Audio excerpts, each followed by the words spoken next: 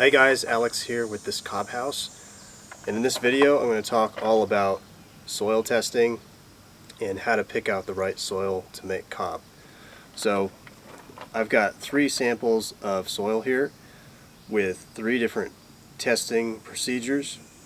So my first and always go-to testing is simply to make cob. So find a soil, mix it with your aggregate, and try making some cob. And you can start by making small test blocks, small pieces like this. Let them dry for about 24 hours and observe them and see if you see cracks, if they're crumbling apart. You can even drop them from about waist height, see if they break and shatter really easily. They should be pretty strong. They should not have any major cracks. Should not be really sandy or crumbly, and that's a good starting point for determining if you have good cob. Now here I've used 3 different soils. All of these cob samples turned out great as far as the small blocks go. My recommendation is, if you come out with a good solid looking block, before you just jump into building a big wall or a house or a structure, you want to test this mix again. But instead of doing small blocks like this, do a big block. I would say at least probably 4 feet long and about 2 feet high, because sometimes what happens, and actually this happens a lot, is you'll make the small cob test blocks and they look great in their small form, but when you start using that same mixture and ratio on a big piece of wall, the inconsistencies start to come out. You start to see the problems with your usually your ratio. A lot of the time it's just too much water added into the cob as well. But what you'll see with once you start making big pieces of cob, you'll start to see vertical cracks going up that lift of cob. And a lot of the time, again, that's just a problem with either your soil or your ratio. Sometimes it's just too much water added though.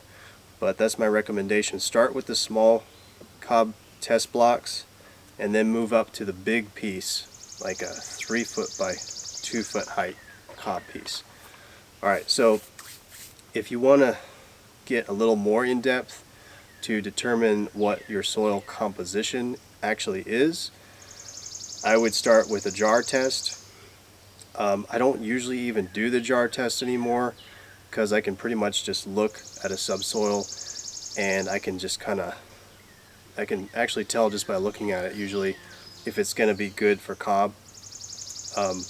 However, you can't really determine how much aggregate or sand you need to add into that soil to make your cob. So the jar test does give you some good information.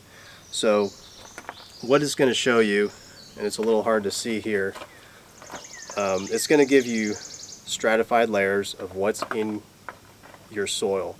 So what you're going to do is you're going to take a jar, like a mason jar like this, fill it about 1/3 to halfway with your subsoil, fill the other half with water. I like to put in a tablespoon of powdered dishwasher detergent. It helps to the layers to settle out better.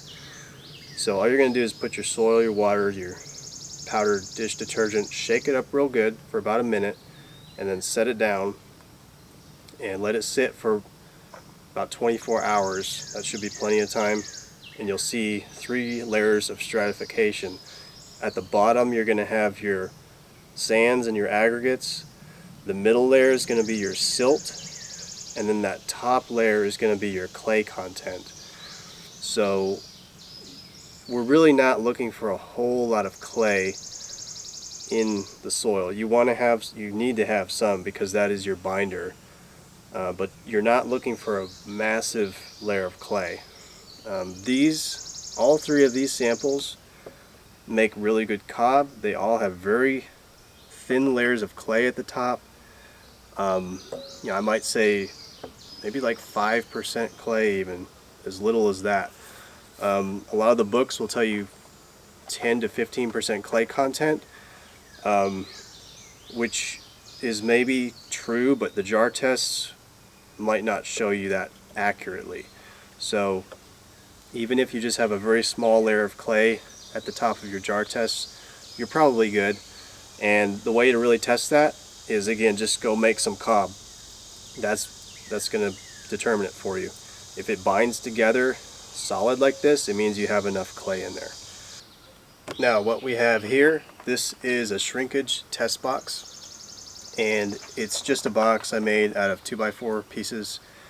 And so you'll see the width is 3.5 inches wide or deep, and then each channel here is about 1 inch in thickness.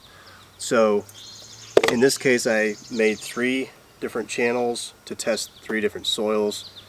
And so what you're going to do is completely fill and pack each channel with wet soil from each of your test soils, and you're going to pack it in there nice and then let it dry. So let it dry for usually a couple days, maybe even a week or more, depending if you put it in the sun or not. You just want to make sure it's completely dry and that all of the moisture has come out of your soils. And what this is going to show you is the percentage of shrinkage in that soil. And what you're looking for is 2 to 5% shrinkage. You really don't want to go over 5% shrinkage, because that's going to lead to cracking in your cob.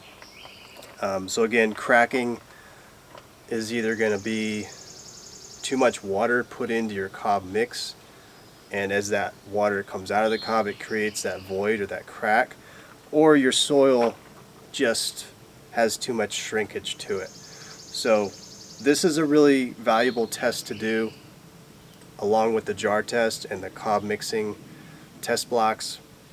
Between those 3 tests, that's pretty much all I'd say you really need to do. And this one's pretty simple to do. The box can be made out of anything. It doesn't have to be as robust as this.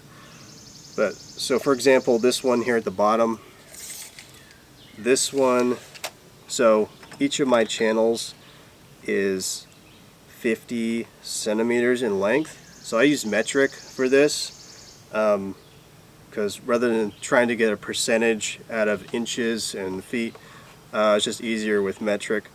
So each of my channels is 50 centimeters, and on this bottom shrinkage test, pretty much all the shrinkage, it just shrunk away from this end.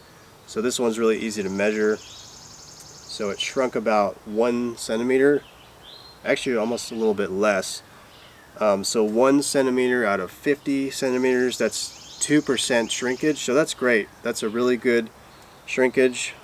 These, you can see there were cracks and shrinkage all throughout. So I'd have to kind of tally those up and then divide it by the total length. But they look fairly similar. They might have about 3 to 4% shrinkage maybe, but all of these samples turned out great as far as the shrinkage goes. So this is a really good, valuable test to do. It's easy to do as well. So if you want to learn how to make good cob, I do recommend playing around with these different tests.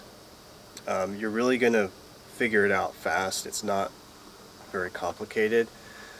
So just go outside and start looking at your subsoils. Usually subsoil is a brown or a red.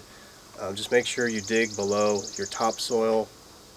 Most subsoils will work for cob, so just start looking around, taking samples, and start doing your tests with your samples. Whether it's a jar test, a shrinkage test, or just making some cob, you're really going to learn a lot just by trial and error and experimentation. So, that's how I learned, It's really not hard. Anybody can do this.